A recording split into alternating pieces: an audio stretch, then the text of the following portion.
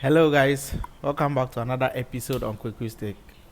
On today's tech tip, I'll be showing you some simple tip on how to minimize all your tabs on your Windows with just one click. Let's go, let me demonstrate to you how it is done.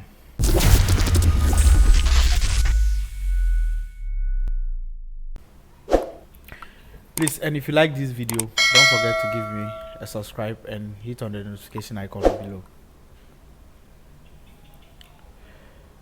So as you can see, I have these tabs open: my Zoom, my download, my web browser, and another browser, and other things. So I want to have a Zoom meeting and I want to close all the tabs that are showing. If I want to close that, initially I have to click on this minimize one after the other. I don't want to do that, so I'll just left click on this and shake it like this, and all the other tabs will be closed. And if I want to bring them back, I'll just left click again, shake it, and they will all come back again. Thanks for watching this video.